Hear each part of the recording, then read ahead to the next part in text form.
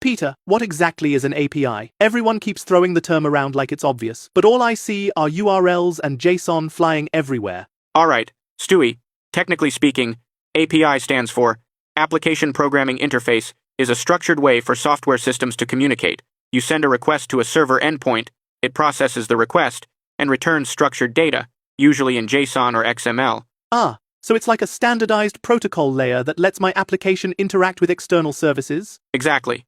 For example, instead of storing massive datasets locally, your app can send an HTTP GET request to an API endpoint and instantly receive up-to-date data you can parse and use in your code. Good. Now what about this API key nonsense? Why do all these services demand one? An API key is an authentication token. It identifies the developer, tracks usage rate limits, and grants access permissions.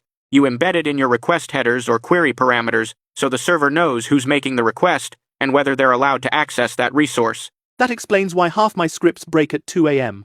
But I've heard these are paid. What's up with that? If you want data streams like finance, weather, news, AI models, you usually have to pay subscription fees just to access them. Typical. Paywalls everywhere. How can I use them for free? Give me something. I found a GitHub repository that lists hundreds of free APIs, all categorized by domain: programming, finance, news, entertainment, AI, automation tools, fully free, publicly accessible, many without API keys or with generous rate limits.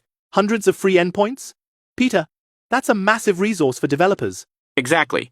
If you're building apps, AI tools, automations, or back-end systems, this repo saves you time and money. Want the link? Hit that like button and comment API, and I'll send it to you.